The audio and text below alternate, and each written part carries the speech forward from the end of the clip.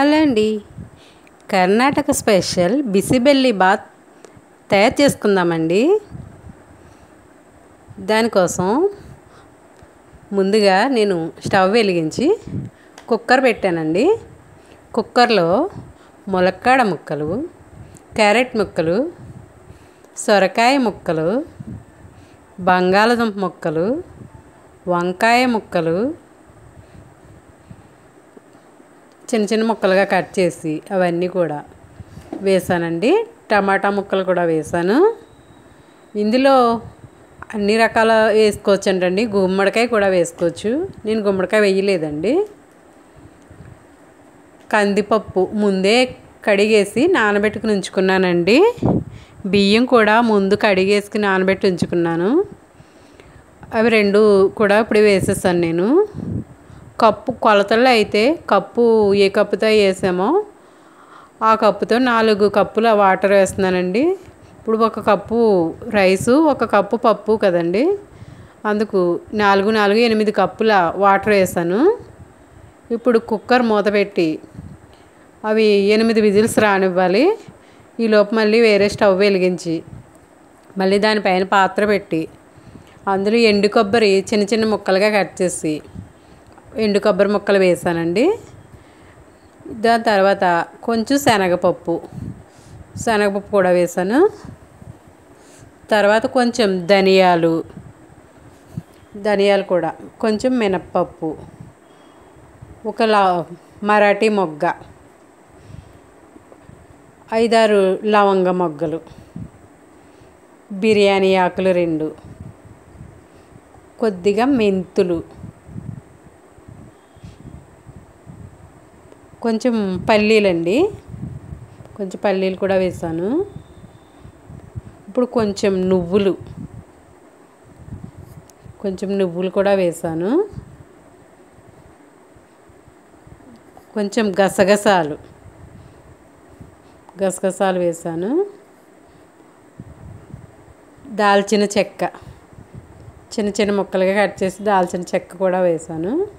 ఇప్పుడు ఎండుమిర్చి ఇవన్నీ కూడా బాగా వేగాలండి. అడుగంటకుండా అలా కదుపుతూ ఉండాలి మొత్తం అంతా కూడా. స్టవ్ మీడియం ఫ్లేమ్లోనే పెట్టుకోవాలండి. కానీ బాగా వేగాలి. ఇవి వేగుతుంటేనే మనకి స్మెల్ చాలా బాగుంటుంది.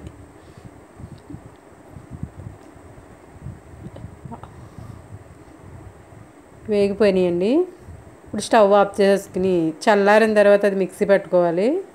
ఈలోపు మనకి ఇది రెడీ అయిపోయింది. విజిల్స్ అయిపోయి చల్లారిపోయింది. చూసారా, ఉడికిపోయింది. పప్పు రైస్ అన్నీ కూడా బాగా ఉడికినాయి. ఇది మనకి లూజ్గానే ఉండాలండి.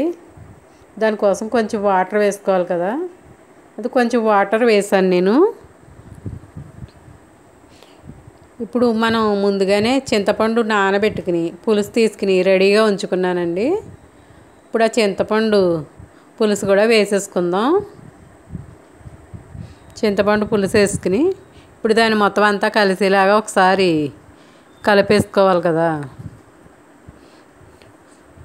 ఇది కలిపేసుకున్నాము. ఇప్పుడు మనం ఇది చల్లారిపోయింది. దీన్ని మిక్సీ గిన్నెలో వేసి మిక్సీ పట్టేసుకుందాం మెత్తగా. అది మిక్సీ పట్టేసి అది నలిగిపోయిన తర్వాత ఆ పౌడర్ తెచ్చి ఇందులో వేసేసుకోవాలి. ఇప్పుడు అంతా కలిసింది కదా. ఇప్పుడు పౌడర్ వేసేసుకోవాలి. ఇందులో మిక్సీ పట్టుకున్న పౌడర్ ఇందులో వేసేసుకుని మొత్తం అంతా కలిసేలాగా దీన్ని శుభ్రంగా కలిపాలి. మొత్తం కింద నుంచి పై వరకు అంతా కలుపుకుని మొత్తం అంతా కలిసేలాగా కలపాలన్నమాట.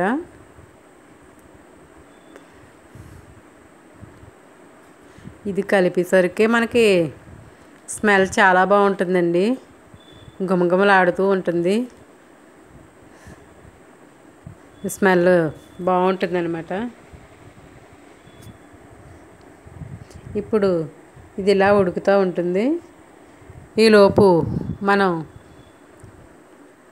తాలింపు పెట్టుకోవాలి. దీంట్లో కొంచెం కొత్తిమీర వేసుకుందామండి.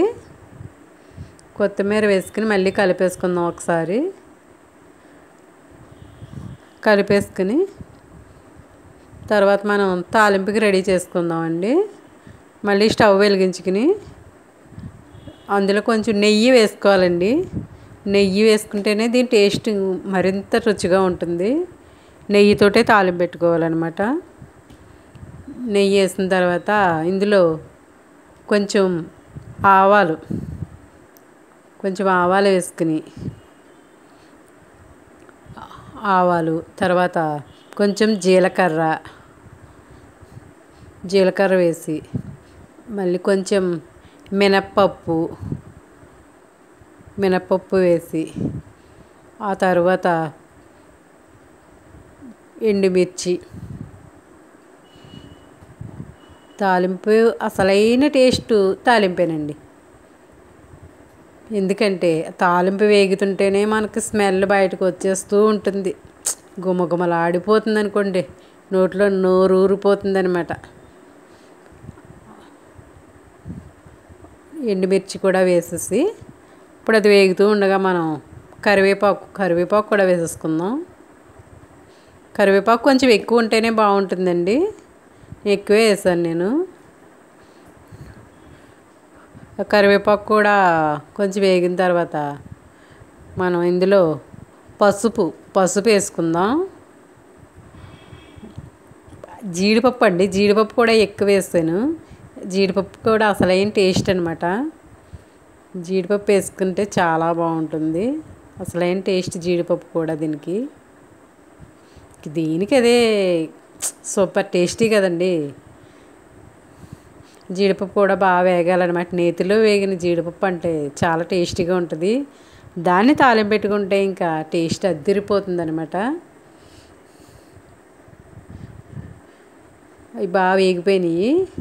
స్టవ్ మటుకు మీడియం ఫ్లేమ్లోనే పెట్టుకోవాలండి. ఎందుకంటే అవి చక్కగా వేగాలి, మాడకూడదు. మాడితే మళ్ళీ టేస్ట్ మారిపోతుంది కదా. వేగుతుంటేనే మనకి గుమగుమలు. చూసారా, చాలా నోట్లో నీరు ఊరిపోతుంది అనమాట. అంత బాగుంటుంది. అవి వేగిపోయినాయి. ఇప్పుడు పసుపు వేసుకుందాం. మొత్తం పసుపు వేసిన తర్వాత మొత్తం అంతా కలిసేలాగా కలిపేసుకుని ఇంగు వేసేసుకుంటే మనకి ఇంకా టేస్ట్ ఇంకా బాగుంటుంది కదా. ఇంగు వేసుకుంటే ఇంగు వేసుకున్న తర్వాత ఇంకా మనకి కంప్లీట్ అయిపోయింది. స్టవ్ ఆఫ్ చేసేసుకుని ఈ తాలింపు తీసుకెళ్ళి కిచిడీలో వేసేసుకుందాం. ఆ బిసిమెల్లి బాత్లో చూసారా. ఇప్పుడు అదంతా మొత్తం అంతా కలిసేలాగా కలిపేసుకోవటమే. ఇప్పుడు ఉంటుంది పైకి స్మెల్లే నోట్లో నీరు ఊరిపోతుంది అనమాట. అంత బాగుందండి, చాలా బాగుందండి. పైకి స్మెల్ ఎదిరిపోయింది. ఇది టేస్ట్ ఒక్కసారి మీరు కూడా చూస్తారని వీడియో తీశాను. ఒకసారి మీరు కూడా ట్రై చేయండి. ఈ వీడియో నచ్చితే లైక్ చేయండి, షేర్ చేయండి, సబ్స్క్రైబ్ చేయండి. కానీ మీరు కూడా ఒక్కసారి ఈ బిసిబెల్లి బాత్ రెడీ చేసేసుకోండి. Super tasty.